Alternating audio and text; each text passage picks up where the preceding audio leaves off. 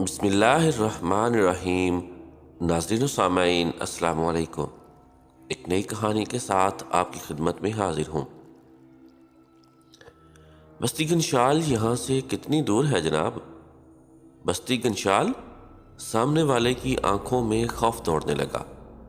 لیکن آپ بستی گنشال کا کیوں پوچھ رہے ہیں؟ سائیکل پر ہاتھ رکھے وہ بوڑھا ہمیں گھورنے لگا اور پھر وہ گویا ہوا۔ وہاں تو دہائیوں سے سناٹے ہیں، ادھر کا رخ اب کوئی بے وقوف ہی کر سکتا ہے۔ وہاں گھروں میں اب انسان نہیں، بھوت پریت رہتے ہیں، اور گلی محلوں میں بچے نہیں، شیاطین و جنات دوڑتے پھرتے ہیں۔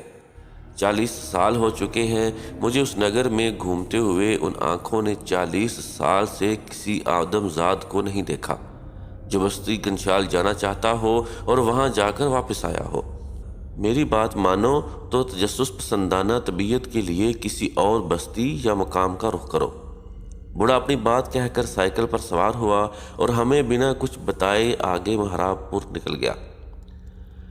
بستی گنشال مہراب پور 20 کلومیٹر آگے تھی اور پہاڑیوں کے وسط میں کسی وادی کے مانند تھی۔ ہمارا سفر گنشال پور کی طرف تھا۔ شاہ صاحب جن دنوں اپنے عمل میں تسخیر حاصل کر چکے تھے، یہ انہی دنوں کی بات ہے۔ سڑک کنارے کھڑے میں اور شاہ صاحب انتظار میں تھے کہ کوئی گزرے تو اس سے حال احوال لیں۔ شاہ صاحب اس بار بنا کسی کے کہے از خود بستی گنشال کا رخ کرنے جا رہے تھے۔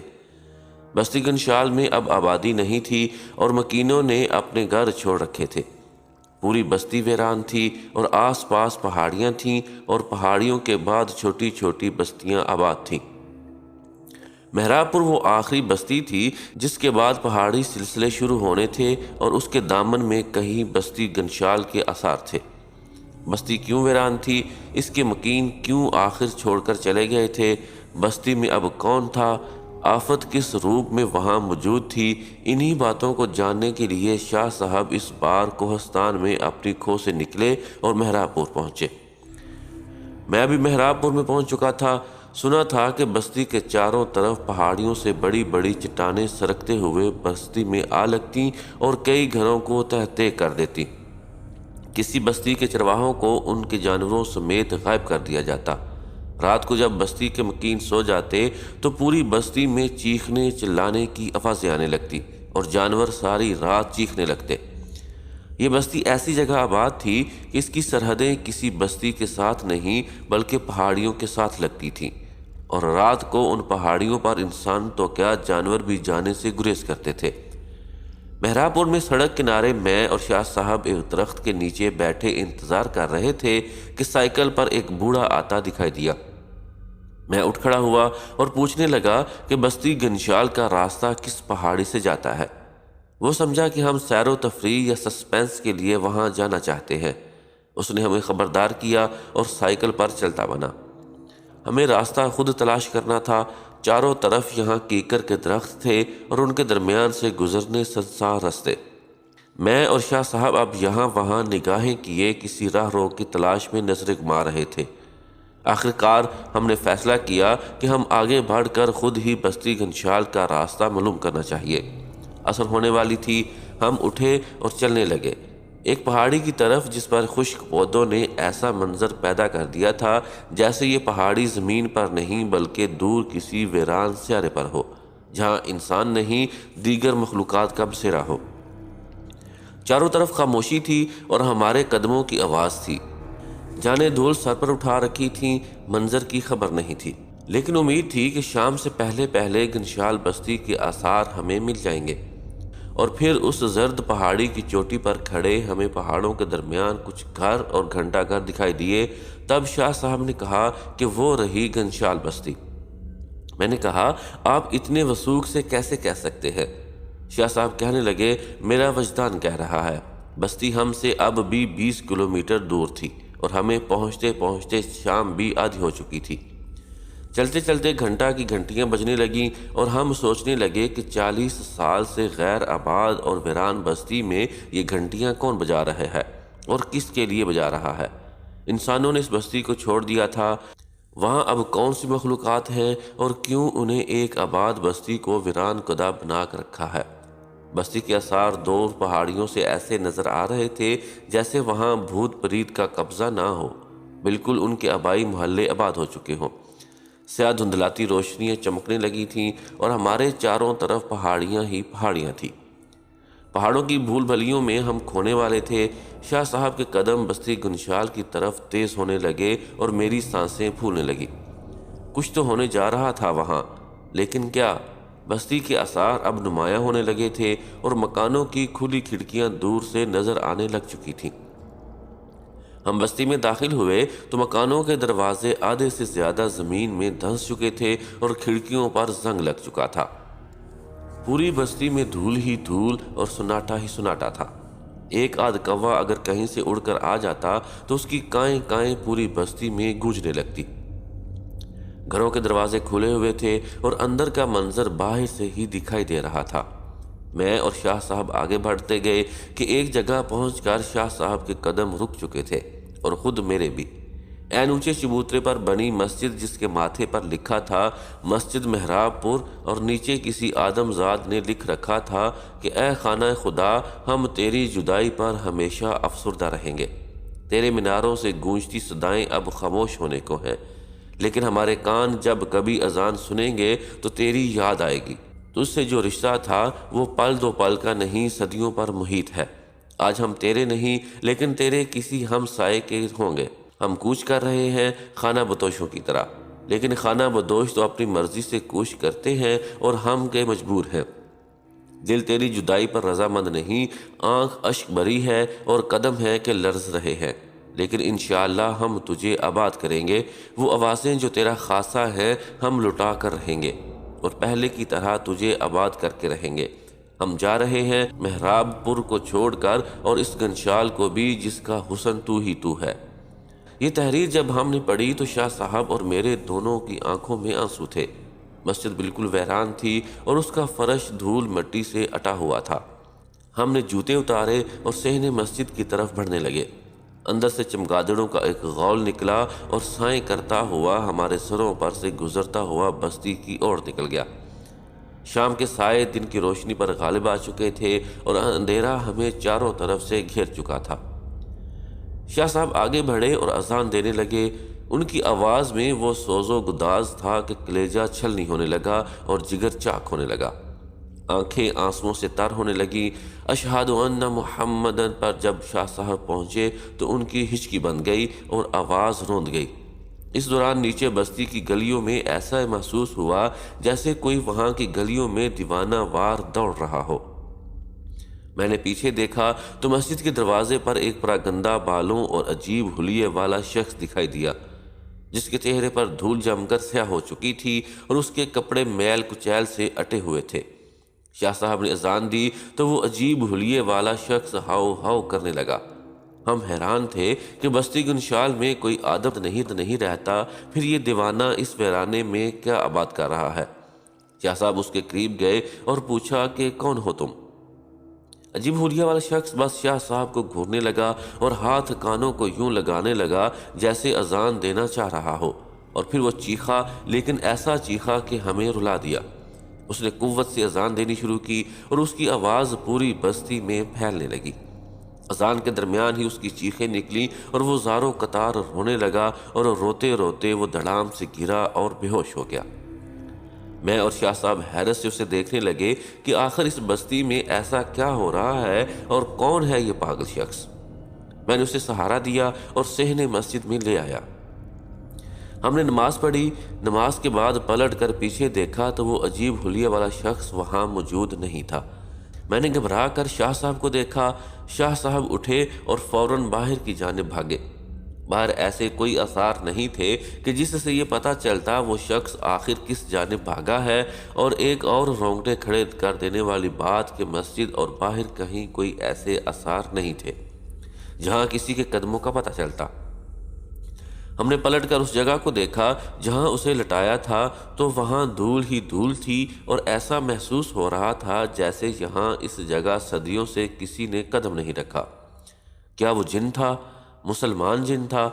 اگر مسلمان تھا تو گنشال بستی غیر آباد کیوں ہوئی؟ اور اگر وہ مسلمان جن تھا تو اتنے میلے کچیلے حلیے میں کیوں تھا؟ بستی میں مکمل اندھیرا چھا چکا تھا اور بستی کے وسط میں کچھ روشنیاں جلملانے لگی تھیں۔ تیز ہوائیں چلنی شروع ہوئیں اور ساتھ ہی آسمان کھڑکنے لگا اور بارش کی بوندوں نے پوری بستی کو جل تھل کر کے رکھ دیا۔ سوندھی سوندھی خوشبو چاروں جانب مہکنے لگی، ایسا محسوس ہونے لگا جیسے کسی نے عطر گل کی بارش کر دی ہو۔ ایسا خوشگوار اور روح پرور منظر تھا کہ دل صحن مسجد میں اچھلنے لگا۔ بارش سے گنشال کی سوکھی زمین تر بتر ہونے لگی۔ شاہ صاحب بستی کے وسط میں ان اٹھنے والی روشنیوں کا تعاقب کرنا چاہتے تھے، لیکن اس سے پہلے انہوں نے مجھے مخاطب کرتے ہوئے کہا، ابو تمار۔ میں نے کہا، جی کہیے حضور۔ شاہ صاحب کہنے لگے، جانتے ہو یہ بارش کیوں ہو رہی ہے؟ موسم کیوں خوشگوار ہوا اور چاروں طرف خوشبو کیوں پھیلی؟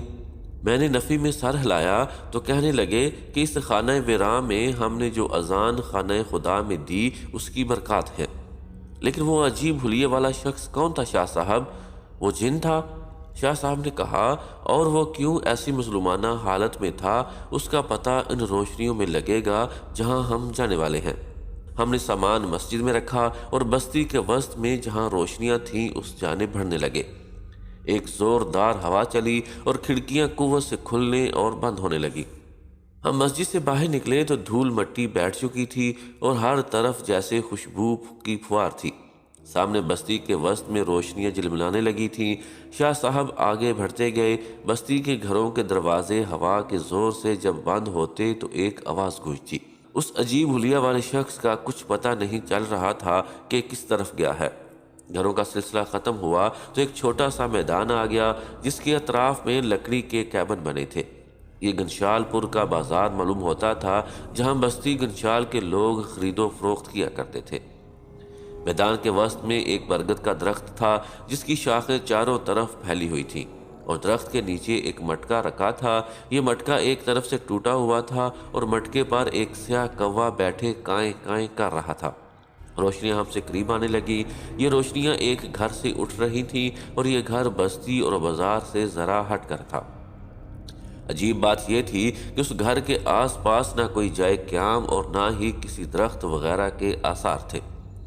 اپنے محل وقوع کے اعتبار سے اس کا یہاں اس جگہ ہونا سمجھ سے بالا تر تھا۔ شاہ صاحب کہنے لگے، میاں احمد ذرا احتیاط سے آگے بڑھنا۔ آس پاس پہاڑوں پر سے گدھ اور کوے اڑ کر اسی مکان کی طرف آنے لگے تھے جیسے وہاں کسی مردار کا وجود ان کا انتظار کر رہا ہو۔ یہ مکان خستہ سا تھا۔ اس کی بیرونی دیوار مٹی سے لیپی گئی تھی اور چھت بان کی لکڑی سے بنی تھی۔ دروازہ نام کی کوئی شے نہیں تھی۔ ایک بڑی سی کھڑکی تھی جو دروازے کا کام دے رہی تھی۔ روشنیاں مکان کے اندر ایک کمرے سے اٹھ رہی تھیں۔ ہم کمرے میں داخل ہوئے تو ہر طرف دھول مٹی اور دیواروں کے کونے خدروں میں اگوی خشخاش۔ روشنیوں کا مرکز کمرے کا کونا تھا اور وہیں ایک سرنگ سی بنی ہوئی تھی اور وہ روشنیاں وہاں سے نکل کر باہر آ رہی تھیں۔ وہیں سے بستی گنشال کے ہر مکان دکھائی دے رہے تھے۔ شاہ صاحب نیچے اترے، ان کے پیچھے یہ خاکسار بھی اترا۔ نیچے کو جاتا سینہ ایک بڑے ہال سے جا ملا۔ ہم اندر ہال میں پہنچے تو یہ دیکھ کر دنگ رہ گئے کہ وہ عجیب حلیے والا شخص وہیں ہال میں ایک طرف سد لیٹا ہوا تھا اور اس کی سانسیں ایسے پھولی ہوئی تھیں جیسے ابھی اس کی آنتیں پھٹ کر باہر آ جائیں۔ شاہ صاحب اس کے قریب گئے۔ اس نے نکاہت سے ہمیں دیکھا اور پھر گہری سانسیں لینے لگا۔ وہ عجیب حلیے والا شخص جس بے بسی کی تصویر بنا تھا اس نے ہمیں اسی کے گرد بیٹھنے پر ابھارا۔ شاہ صاحب اس کے سرہانے بیٹھے اور اس کے سر پر ہاتھ رکھا۔ میں نے اس کے ہاتھوں کو لیا اور ملنے لگا۔ اس کے ہاتھ ٹھنڈے یخ ہو چکے تھے، برف کی مانند۔ آہستہ آہستہ اس کی حالت سنبھلنی شروع ہوئی اور اس نے غنودگی کی حالت میں کچھ پڑھنا شروع کیا۔ ہم نے غور کیا تو وہ سورہ ملک کی تلاوت کر رہا تھا اور آنکھیں اس کی ایسی پتھرائی ہوئی تھیں جیسے مرگ کے آثار نمایاں ہونے لگے ہوں یا سکرات الموت کی کیفیت میں ہو۔ شاہ صاحب میرے قریب ہوئے اور کہنے لگے کہ یاد رہے یہ آدمی نہیں جن ہے، اس کی حالت سنبھلنے تو اس سے پوچھیں گے۔ بظاہر بستی گنشال میں ایسے کوئی آثار نہیں ملے جس سے کسی خبیث مخلوق کا پتہ چلے، اور جیسے ہی مجھے یاد آیا کہ وہ ایک جن ہے، میرے ہاتھوں پر رشا طاری ہونے لگا اور اس کے ٹھنڈے ہاتھ اب میرے ہاتھوں کو ایسے لگنے لگے جیسے بہت چیونٹیاں میری ہتھیلی پر گھوم رہی ہوں۔ اس کی حالت اب تر ہو چکی تھی۔ اس نے اٹھنے کی کوشش کی۔ شاہ صاحب نے اسے سہارا دیا اور دیوار کے ساتھ بٹھا دیا۔ باہر پھر سے بارش شروع ہو چکی تھی اور آسمان کھڑکنے لگا تھا۔ بجلی جب چمکتی تو اس کی روشنی تہہ خانے سے ہوتے ہوئے ہال میں آ جاتی۔ اچانک اس نے ہم سے سوال کیا کہ کون ہو تم لوگ؟ شاہ صاحب نے اپنا تعارف کروایا اور آنے کا مقصد بیان کیا۔ یہ سن کر اس کی آنکھوں میں آنسو تیرنے لگے اور اس کی آنکھیں ڈبڈبا گئیں۔ شاہ صاحب نے اس سے پوچھا کہ تم کون ہو؟ وہ گویا ہوا، میرا نام زنابیل سعید ہے۔ میں مسلمان جنات کا وہ آخری لشکری و سپاہی ہوں جو اس قبیلے میں اپنے اور اپنے دین کی بقا کی جنگ لڑ رہا ہوں۔ مسجد محراب پور جہاں تم لوگوں نے اذان دی وہ در حقیقت ہماری مسجد ہے، اور جو تحریر تم نے پڑھی صدر دروازے پر وہ میں نے لکھی تھی۔ آج شام جب تم نے اذان دی تو میں بستی سے کوچ کرنے والا تھا اور یہاں سے ہمیشہ کے لیے جانے والا تھا۔ میں مایوس ہو چکا تھا دشمن کے لشکر سے جو ہر طرف سے یلغار کر رہے تھے، لیکن جب اذان کی آواز سنی تو جیسے مجھے قرار آ گیا۔ میں پکار اٹھا کہ آ گیا وہ مسیحا جس کا انتظار تھا۔ شاہ صاحب نے زنابل سے اس کی عمر پوچھی تو زنابل نے اپنی عمر 237 برس بتائی۔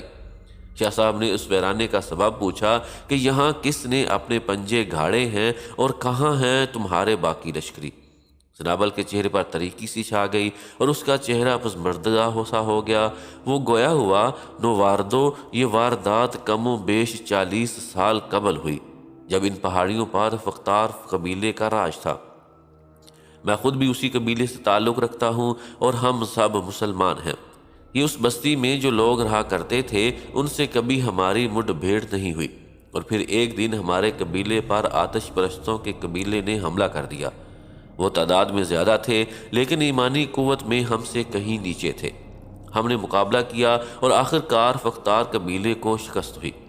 ہمارے سردار کو مار دیا گیا اور اس کے تخت کو قبضے میں لے لیا گیا۔ جو بچ گئے انہیں یہاں سے دربدر کر دیا۔ رہ گیا میں تو میں نے قسم کھائی کہ جب تک جان ہے میں ان آتش پرستوں سے مقابلہ کرتا رہوں گا جب تک کہ میری جان نہ چلی جائے۔ آج کا دن میرا آخری تھا۔ میں مایوس ہو چکا تھا۔ کون سی اذیت ہے جو مجھے نہیں دی گئی اور مجھے مجبور نہیں کیا گیا کہ میں یہاں سے ملک بدر ہو جاؤں؟ اور کل عصر کو میں نے رخصت سفر باندھا تھا کہ مجھے اذان سنائی دی بستی میں، وہ بھی 40 سال بعد۔ لیکن جب ایمانی قوت زیادہ تھی تو فختار قبیلے کو شکست کیسے ہوئی؟ میں نے زنابل سے سوال کیا۔ شکست ایسے ہوئی کہ ہمارے ہی قبیلے کے کچھ ملت فروش ان لوگوں سے جا ملے جن میں ہمارے سردار کا بیٹا بھی شامل تھا اور شریک جرم تھا۔ آتش پرستوں کا یہ قبیلہ اب کہاں ہے؟ احمد شاہ نے سوال کیا۔ یہیں آس پاس۔ ابھی چاند کی روشنی جب مدب ہونے لگے گی تو یہ غارت پسند نکل آئیں گے پہاڑوں پر سے اور بستی کا رخ کریں گے جہاں انہیں ستانے کے لیے میں ہی ملا ہوں۔ آئندہ وہ تمہیں نہیں ستائیں گے زنابل، شاہ صاحب نے بڑے مضبوط لہجے میں زنابل کو مخاطب کرتے ہوئے کہا، اور اتنے میں تاریکی چھانے لگی اور تہہ خانے کے جھروکوں سے سیاہ سائے دکھائی دینے لگے۔ زنابل نے کہا، مہمانوں، وہ آ چکے ہیں بستی میں۔ تہہ خانے کی سیڑھی سے کوئی اندر آتا محسوس ہوا۔ اس کا لمبا سیاہ سایہ ختم ہونے ہی میں نہیں آ رہا تھا اور پھر وہ افریت تہہ خانے میں اترا۔ اس کی بھیانک شکل بھلائے جانے کے قابل نہیں تھی۔ اس کے ہاتھ میں ایک گرز تھا جس پر لوہے کے کانٹے تھے۔ اس نے گرز گھمایا اور بنا دیکھے پھینک دیا جہاں زنابل کھڑا تھا۔ گرز زنابل کے قریب ہوا اور پھر لٹو کی طرح گھومتا ہوا اس بھیانک شکل والے افریت کو جا لگا۔ اس کے لگتے ہی وہ افریت چیخنے لگے اور اس کے ساتھ ایسا محسوس ہوا جیسے پوری بستی میں چیخو پکار ہو رہی ہو۔ بستی کا ہر گھر چلانے لگا تھا۔ کانوں کے پردے پھٹنے لگے تھے۔ زنابل ایک کونے میں منہ کھولے حیرت سے شاہ صاحب کو دیکھنے لگے اور شاہ صاحب دونوں ہاتھ سامنے کو کیے آنکھیں بند کر کے کچھ پڑھنے میں مصروف تھے۔ اب کے زینے پر ایک ساتھ کئی لوگوں کے اترنے کی آواز اور چاپ سنائی دی۔ کمرے میں دھواں بھرنے لگا اور پھر دھیرے دھیرے سب کچھ دھندلانے لگا۔ تہہ خانے میں ہر طرف دھواں پھیل چکا تھا۔ بھاری قدموں کی آواز سے پورا تہہ خانہ لرز رہا تھا۔ ہم گھبرا گئے کہ یہ کیا آفت نازل ہو گئی ہے۔ آہستہ آہستہ دھواں چھٹنے لگا اور تہہ خانے کا منظر صاف ہونے لگا۔ ہم نے آنکھیں ملیں تو تہہ خانے میں ایک قوی الجثہ شخص کھڑا تھا جس کا سر گنجا، قد تقریباً 8 فٹ، بڑے بڑے ہونٹ جیسے کسی حبشی کے ہوں، بدن پر ڈھانپنے کے لیے ایک باریک کپڑا اور موٹی موٹی آنکھوں میں گہرا سرما۔ اس کی ہیبت دیکھ کر میں آہستہ سے شاہ صاحب کے پیچھے آ کھڑا ہوا۔ اس حبشی جیسے آدمی نے زنابل کو دیکھا تو ہنسنے لگا اور پھر اس کے قہقہے تہہ خانے میں گونجنے لگے۔ اس کے ساتھ اس کے قبیلے کے دیگر لوگ جو سیڑھیوں پر کھڑے تھے وہ سب ہنسنے لگے۔ زنابل نے شاہ صاحب کو دیکھا اور اپنی بے بسی ظاہر کرنے لگا۔ اچانک شاہ صاحب آگے بڑھے اور اس حبشی کو جس سے سارے سردار کزران کہہ کر پکار رہے تھے اس کے سامنے جا کھڑے ہوئے۔ اس ظالم کا قد اتنا بلند تھا کہ اس کے سر تہہ خانے کی چھت سے لگ رہا تھا۔ اس کے بھاری بھرکم ہاتھ جیسے ایک نارمل انسان کا بدن ہو۔ کزران نیچے کو جھکا اور شاہ صاحب کو خونخوار آنکھوں سے دیکھنے لگا۔ شاہ صاحب نے اسے دیکھا اور ہاتھ اس کے چہرے کے گرد پھیرتے ہوئے ایک دم پیچھے کو ہٹے اور اپنی جگہ آ کھڑے ہوئے۔ کزران کا سر چکرانے لگا اور اگلے لمحے وہ کسی جنگلی بھینسے کی طرح زمین پر آ گرا۔ اس کے گرتے ہی اس کے سارے سپاہی ہماری طرف بڑھے اور گرز لیے وار کرنے لگے، لیکن ان کے وار بفضل خدا خالی جاتے رہے۔ کزران اب تک یوں ہی پڑا تھا اور اس کا کنویں جیسا پیٹ زور زور سے ہل رہا تھا جیسے ابھی پھٹ کر اس کی آنتیں باہر آ جائیں۔ زنابل نے یہ منظر دیکھا تو وہ میرے پیچھے آ کھڑا ہوا اور میں شاہ صاحب کے پیچھے۔ اس دوران کزران کو ہوش آیا، وہ کھڑا ہوا اور کسی بدمست ہاتھی کی طرح کھڑا ہوا۔ وہ چیخا اپنے قبیلے پر اور فوراً تہہ خانے سے باہر نکل گیا۔ اس کے جاتے ہی اس کے سپاہی بھی فوراً باہر نکلے۔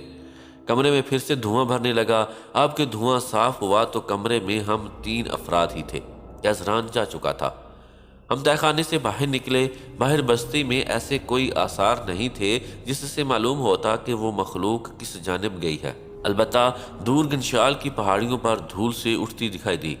زنابل نے دھول دیکھی تو کہنے لگا کہ بزدل آج بھاگ گئے ہیں، اور پھر یہی جملہ دہراتے ہوئے زنابل دیوانہ وار بستی گنشال کی گلیوں میں رقص کرنے لگا۔ اس آفت سے ابھی خلاصی نہیں ہوئی تھی۔ شاہ صاحب مسجد کی جانب روانہ ہوئے۔ فجر میں ابھی وقت تھا۔ ہم نے مسجد میں نماز پڑھی۔ زنابل بھی ہمارے ساتھ شریک ہوا۔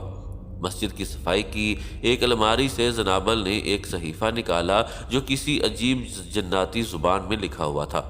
یہ نصیحت نامہ تھا، ان کے کسی بزرگ کا تھا۔ زنابل نے بڑی چاہ سے وہ صحیفہ شاہ صاحب کو دیا۔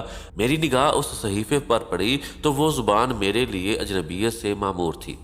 اس کا رسم الخط ایسا گنجلک تھا کہ سر کے ساتھ ساتھ آنکھیں چکرانے لگی۔ شاہ صاحب نے وہ صحیفہ زنابل کی اجازت سے اپنے تھیلے میں رکھا، تلاوت کرنے بیٹھ گئے۔ باہر بستی میں بارش کے بعد منظر سہانا ہو چکا تھا۔ ایسا لگ رہا تھا جیسے ٹوٹے ہوئے دل ملنے کو ہیں اور بہار آنے کو ہے۔ نغمگی فضا میں بکھرنے کو تھی اور خوشیاں بس چند کوس دور تھیں۔ کسران کی تباہی کا مزدہ شاہ صاحب نے زنابل کو سنا دیا تھا۔ بظاہر قوت سے لبریز کزران قوت ایمانی کے نہ ہونے کے سبب کمزوروں پر تو حاوی تھا، لیکن اہل ایمان کے آگے اس کی قوت بس ایک چیونٹی جتنی تھی۔ شاہ صاحب نے کہا کہ کل محراب پور کی مسجد کے باہر ان کے سروں کا میلہ سجے گا اور یہاں پھر سے خدائے وحدہ لا شریک کی صدائیں گونجیں گی۔ زنابل کا چہرہ خوشی سے چمکنے لگا۔ وہ دیوانہ جن جس نے اپنے قبیلے کے ساتھ محض اس وجہ سے بستی گنشال کو چھوڑنے سے انکار کیا کہ محراب پور کی مسجد اکیلی رہ جائے گی، اس کا قبیلہ بہت جلد واپس آنے والا تھا۔ جانے رات کے کس پہر میری آنکھ کھلی، کیا دیکھتا ہوں کہ شاہ صاحب اور زنابل تہجد کے لیے مسجد کے صحن میں کھڑے ہیں۔ شاہ صاحب کی پرسوز آواز نے سما باندھا۔ شاہ صاحب جب ہچکی لیتے تو زنابل کے بدن پر کپ کپی طاری ہو جاتی۔ تلاوت کے دوران ہی میری آنکھیں کھلی۔ مجھے اپنے آپ سے شرمندگی ہونے لگی کہ انہیں توفیق مل گئی لیکن تجھے نہ مل سکی۔ فجر میں ابھی کچھ وقت تھا، موسم خنک ہو چکا تھا اور ٹھنڈی ہوائیں مسجد میں رقص کرنے لگی تھیں۔ میں اٹھا اور دیوار کے سہارے بیٹھ کر زنابل کو دیکھنے لگا۔ یہ دیوانہ مجنون جن جس کا قبیلہ جا چکا تھا بالکل معصوم اور بچوں جیسا تھا۔ اس کے ذہن میں ایک بات بیٹھ گئی تھی کہ شکست تسلیم نہیں کرنی اور محراب پور کی مسجد کو چھوڑ کر نہیں جانا، اور یہ بات بڑے بڑے عقل مندوں کو سمجھ نہیں آئی جو اس دیوانے مجنون جن کو آ گئے۔ شاہ صاحب تلاوت کرتے کرتے جب اس آیت پر پہنچے اور لڑو ان کفار سے یہاں تک کہ فتنہ کچھ باقی نہ رہے اور دین اللہ ہی کے لیے ہو جائے، زنابل کی سسکیاں بلند ہونے لگیں اور اس کے ساتھ مسجد میں ایسا سماں بندھا جیسے محراب پور کے در و دیوار تک رو رہے ہوں۔ جانے کب تک وہ دونوں بارگاہ عزتی میں یوں ہی سر جھکائے کھڑے رہے۔ میرے کندھے پر کسی نے ہاتھ رکھا، میں دیوار سے ٹیک لگائے پھر نیند کی وادی میں جا چکا تھا۔ دیکھا تو شاہ صاحب تھے۔ کہنے لگے فجر کا وقت داخل ہو چکا ہے، نماز کی تیاری کرو۔ میں اٹھا تو زنابل ایک مخملی جھاڑو سے مسجد کی صفائی کر رہا تھا۔ باہر بارش کا پانی ایک گھڑے میں رات بھر بارش برسنے سے جمع ہو چکا تھا۔ بستی کی گلیاں ویران تھیں لیکن پرسکون تھیں۔ مٹی نم ہو چکی تھی اور مٹی کی خوشبو ہوا کے زور سے جب بستی کی گلیوں سے اٹھتی تو پوری مسجد معطر ہو جاتی۔ ہم نے وضو کیا، باجماعت نماز پڑھی۔ شاہ صاحب اپنے اذکار میں لگ گئے، میں اور زنابل ٹہلتے ٹہلتے مسجد کے دروازے پر آ گئے۔ سامنے گنشال بستی کی پہاڑیوں پر دھند نے ڈھیرے جمائے ہوئے تھے اور ان کی چوٹیاں جیسے بادلوں کا حصہ ہوں۔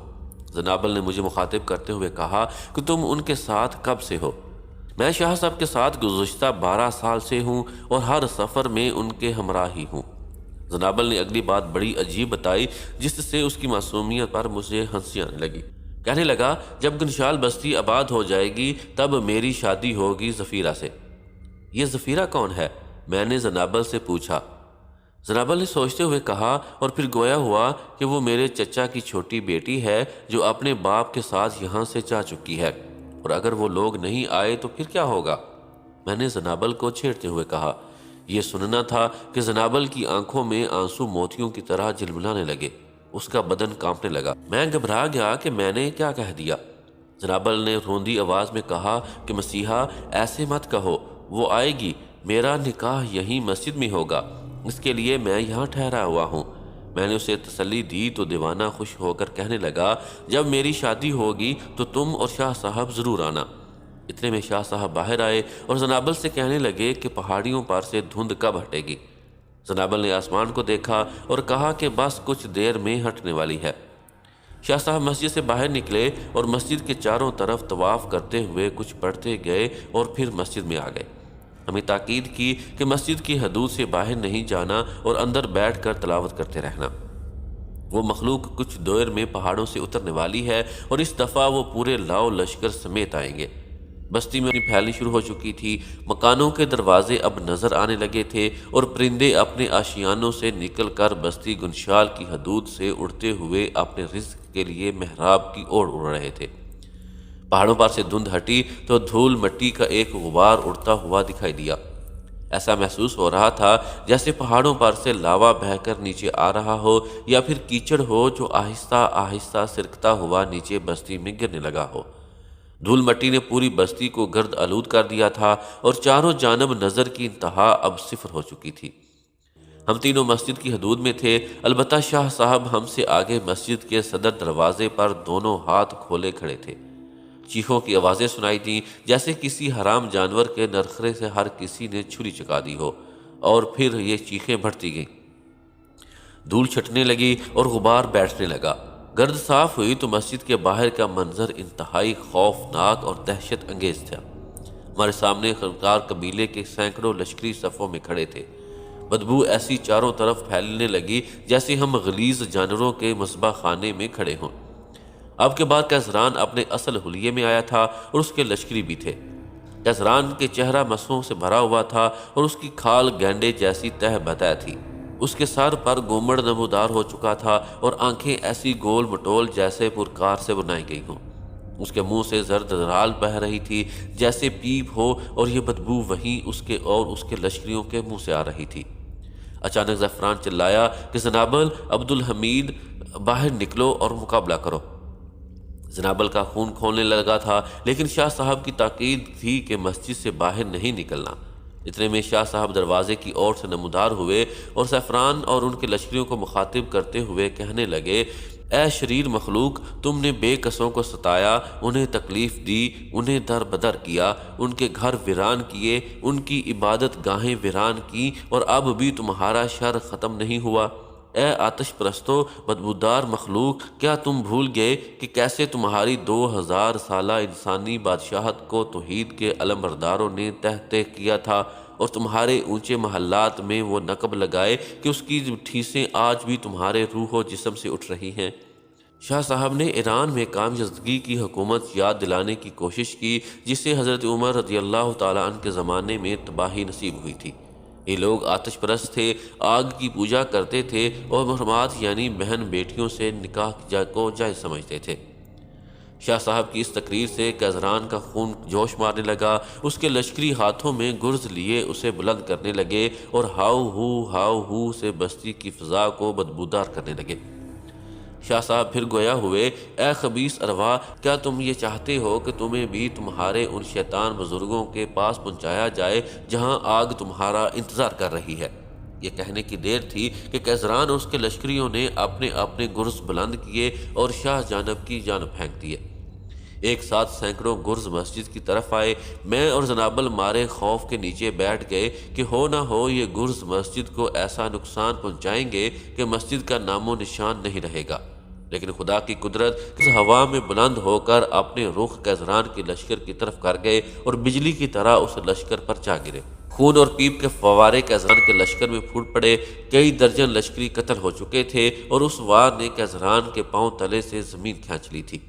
شاہ صاحب کا چہرہ سرخ ہو چکا تھا، ان کی آنکھوں میں آگ کے ایسے شعلے بڑک رہے تھے جیسے وہ پوری بستی کو نگل جائیں۔ شاہ صاحب آگے بڑھے اور مٹی اٹھا کر ان لشکریوں کی طرف پھینکی۔ لشکری مٹی سے ایسے تتر بتر ہوئے کہ جس کا رخ جہاں تھا وہیں بھاگنے لگا۔ کیزران ایک عجیب و غریب جانور کی پیٹھ پر بیٹھ کر سوار ہوا۔ اس کا بدن لمبا اور منہ اس کے بدن سے زیادہ لمبا تھا۔ اس کی تھوتنی پر بال اگے ہوئے تھے۔ وہ جانور بدکا تو کیزران بے قابو ہو کر زمین پر آ لگا۔ جانور پہاڑوں کی سمت بھاگا۔ لشکری ایک دوسرے کو پٹکتے ہوئے کچلتے ہوئے نکلنے لگے۔ کیزران نے بھاگنے کی کوشش کی لیکن شاہ صاحب کی لاٹھی کے وار سے وہ ایسے چاؤں چاؤں کرنے لگا جیسے چوہا ہو۔ اس کا غضب پانی کے جھاگ کی طرح بیٹھ چکا تھا۔ شاہ صاحب نے اس کے سر پر لاٹھی سے وار کیا تو کیزران کے سر سے نارنجی رنگ کی رطوبت بہنے لگی۔ سرکش کا انجام قریب تھا۔ شاہ صاحب نے زنابل کو آواز دی کہ باہر نکلو۔ زنابل باہر آیا تو شاہ صاحب نے اپنی لاٹھی اسے دی اور کہا کہ تمہارا دشمن تمہارے سامنے ہے۔ زنابل کی حالت عجیب تھی۔ اس نے لاٹھی اٹھائی اور کیزران کا منہ لہو لہان کر دیا۔ زنابل لاٹھی مارتا چلا گیا۔ کیزران کی ہیبت ناک چیخوں نے گنشال بستی کو لرزہ بر اندام کر دیا تھا۔ آخرکار کیزران کا انجام تمام ہوا۔ اس کی لاش ایسے بن گئی تھی جیسے پرانا کپڑا۔ شاہ صاحب نے آگ جلائی اور اس کی لاش کو آگ میں پھینک دیا۔ آگ جامنی رنگ کی ہو چکی تھی اور پھر دھیرے دھیرے اس کی راکھ سامنے آنی شروع ہوئی۔ آگ بجھ چکی تھی، اب وہاں صرف راکھ ہی راکھ بچی ہوئی تھی۔ کیزران اس کے لشکریوں کا صفایا ہو چکا تھا۔ زنابل دیوانہ وار بھاگا اور مسجد میں اذان دینے لگا۔ پہاڑوں پر پھر سے دھول اٹھنے لگی اور غبار چاروں جانب بکھرنے لگا۔ یہ دھول و غبار زنابل کے قبیلے کا تھا جو اب واپس آنا چاہ رہے تھے۔ شاہ صاحب نے زنابل کے کندھے پر ہاتھ رکھا اور اس کے قبیلے کے آنے سے پہلے پہلے رخصت لینا چاہی۔ زنابل کی آنکھوں میں آنسو تیرنے لگے جیسے شفاف موتی ہو۔ اس نے کچھ کہنا چاہا لیکن شاہ صاحب نے منع کر دیا کہ زندگی رہی تو پھر کبھی گنشال تمہارے پاس آئیں گے۔ یہ کہہ کر زنابل شاہ صاحب سے لپٹ گئے اور رونے لگے۔ اتنا روئے کہ میرے اور شاہ صاحب کی آنکھوں میں آنسو آ گئے۔ شاہ صاحب کے بعد زنابل مجھ سے ملے اور کہا کہ تم نے بھی ضرور آنا ہے۔ میں نے کہا ضرور آؤں گا، آخر ظفیرہ جو تمہارے عقد نکاح میں آنے والی ہے۔ زنابل کا چہرہ ظفیرہ کا سن کر چمکنے لگا تھا اور خوشیاں اس کے چہرے سے عیاں ہونے لگی تھیں۔ بستی گنشال کے ویرانے اپنے اختتام کو پہنچ چکے تھے۔ محراب پور کی مسجد آباد ہونے جا رہی تھی۔ مسلمان جنات کی یہ بستی جو کافر آتش پرستوں کے تسلط میں آ گئی تھی، یہاں پھر سے علم توحید لہرانے کو تھا۔ ہم مسجد کی حدود سے نکلے اور محراب پور کی سمت روانہ ہو گئے۔ پہاڑوں پر ابھی بھی دھول مٹی کا غبار تھا۔ زنابل مسجد کے صحن سے ہمیں تر آنکھوں کے ساتھ الوداع کہہ رہا تھا۔